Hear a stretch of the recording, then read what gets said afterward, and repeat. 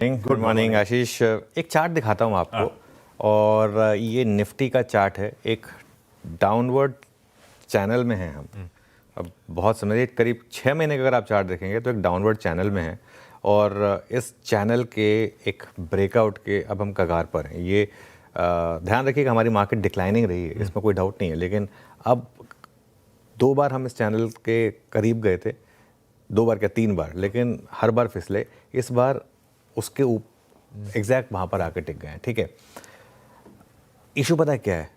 तेल का तेल निकला, अब पानी की समस्या खड़ी हो गई हमारे यहाँ पर। मैंने एक हेडलाइन यही ली है और इसीलिए शायद गिफ्ट निफ्टी ज़्यादा रिजॉइस नहीं कर रहा है, क्योंकि एक बाज़ार ये तो मान चुका है कि यूएस ईरान वॉर जो है वो ख़त्म हो चुकी है। ठीक है, ये सब विजुअल्स हटा दीजिए प्लीज़। ठीक है, तो ये बाज़ार मान चुका है कि अब ये वॉर ख़त्म हो चुकी है और इसी वजह से कच्चा तेल जो है वो $80 के नीचे आ चुका है। इनफैक्ट अभी तो हम जब मैं तैयारी कर रहा था शो की 79 भी ब्रेक कर दिया था इंट्राडे में। कल हम 84 पर थे। ठीक है, अच्छा ये एक ऑब्वियस चीज़ है वैसे कि अगर यूएस ईरान की डील होगी तो कच्चा तेल 80 के नीचे आएगा, मतलब इसमें कोई रॉकेट साइंस नहीं है। और आगे जाते हुए मुझे लग रहा है कि इवन 70-75 के करीब आने के चांसेस रहेंगे। अगले 6 से 9 महीने में बहुत लोगों का तो ये भी मानना है, भले ही कुछ लोग अभी भी रिस्क मान रहे हैं, कि कच्चा तेल 50 के भी नीचे आ जाएगा, क्योंकि बहुत देश जो है वो अपनी डिमांड कम करेंगे।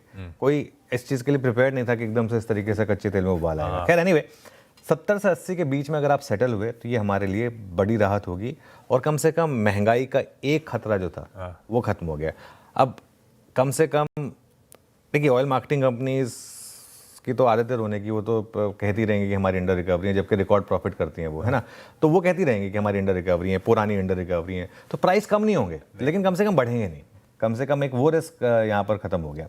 अब सवाल ये उठता है कि इतना सब कुछ ठीक है, फिर भी गिफ्ट निफ्टी क्यों नहीं सेलिब्रेट कर रहा है? 2 चीज़ें हैं। पहला तो ज़रूरी नहीं है कि गिफ्ट निफ्टी सही हो। कई बार ऐसा होता है कि गिफ्ट निफ्टी आपको थोड़ा कंफ्यूज करता है और मार्केट में एक्चुअली बड़ा ब्रेकआउट होता है उसके बाद, तो हो सकता है ऐसा प्ले आउट हो जाए। लेकिन जो दूसरा मेन चीज़ है ना, वो है कि हमारी जो एक नई समस्या निकल कर आ रही है वो है मॉनसून, यानी कि पानी।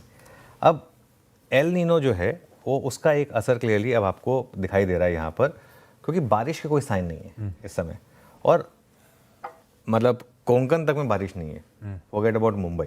तो ये थोड़ा सा हमारे लिए एक बड़ा रिस्क ओपन हो रहा है, और अगर मॉनसून कमज़ोर रहा तो मैक्रो पर एक इम्पैक्ट रहेगा। एक इम्पैक्ट हमारा कच्चे तेल का था, हमारी मार्केट की कुछ ना कुछ समस्या आ ही रही है। वो जीएसटी कट के बाद एक अच्छी रैली बन रही थी, वॉर हो गई, वॉर खत्म हुई तो ये वाला इशू आ गया। ठीक है, तो खैर, लेकिन जब तक निफ्टी 23,850 के ऊपर है तब तक अप ट्रेंड इंटैक्ट है, कोई दिक्कत नहीं है। बैंक निफ्टी भी 56,800 के ऊपर जब तक है तब तक बैंक निफ्टी भी अप ट्रेंड में है, कोई दिक्कत नहीं है। और एक चीज़, आईटी का 6 महीने का चार्ट रखिएगा एक बार। कल हमने एक बोल्ड कॉल ली थी निफ्टी आईटी में, HCL टेक और कोफोर्ज, हमने कल 2 बिग स्टॉक्स में लिए थे। निफ्टी आईटी का अगर आप 6 महीने का चार्ट रखिए, 6 महीने में उतना क्लियर नहीं दिखेगा, 3 महीने का रखिएगा एक बार जरा, क्योंकि बहुत बड़ी बेयर मार्केट में है आईटी इंडेक्स। हाँ, अब ये 3 महीने का अगर आप चार्ट देखेंगे ना, एक डबल बॉटम के साइन है निफ्टी आईटी में, है ना। जो एक लो बना, उसके बाद जो दूसरा लो बना उसमें थोड़ा हायर है वो, और कल जो रैली हुई है तो थोड़ा सा आईटी सपोर्ट मिल जाए, थोड़ा बैंक निफ्टी वैसे ही स्ट्रांग है। और एजीएम से पहले रिलायंस की कल हमने चर्चा की थी कि रिलायंस मार्केट का सबसे बड़ा फैक्टर होगा, और कल पूरे दिन एक्चुअली मार्केट को सबसे ज़्यादा सपोर्ट रिलायंस ने दिया। तो ठीक है, फैक्टर्स हमारे फेवर में। सिर्फ ये मॉनसून वाला अगर फैक्टर नहीं हुआ होता तो आज मैं काफ़ी पॉजिटिव आपको साउंड करता, और वो थोड़ा सा एक इरिटेंट है जिसको हमें ऑन बोर्ड लेना होगा।